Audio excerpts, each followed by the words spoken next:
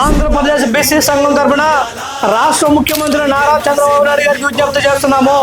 కుల గణన ప్రక్రియ వెంటనే ప్రారంభించి బీసీ కులాల లెక్కలు తీసిన తర్వాత మాత్రమే స్థానిక సంస్థల ఎన్నికలకు వెళ్ళండి అని చెప్పేసి ఆంధ్రప్రదేశ్ బీసీ సంఘం తరఫున కోరుతున్నాము.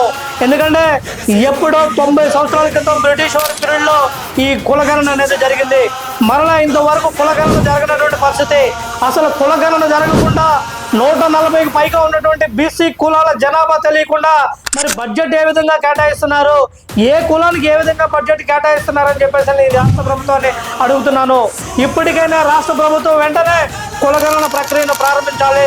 కులాల వారీగా వాళ్ళ జనాభాను ప్రకటించాలి. ఎందుకంటే ఇవాళ 2027 సంవత్సరంలో నియోజకవర్గాల పునర్విభజన జరగబోతుంది. నియోజకవర్గాల పునర్విభజనలో బీసీలకు న్యాయం జరగాలంటే ఖచ్చితంగా కులగణన జరిగితే మాత్రమే కులాల వారీగా వారి జనాభా ఆధారంగా ఇవాళ అసెంబ్లీ కానీ పార్లమెంట్ సీట్లు కానీ కేటాయించబడతాయి.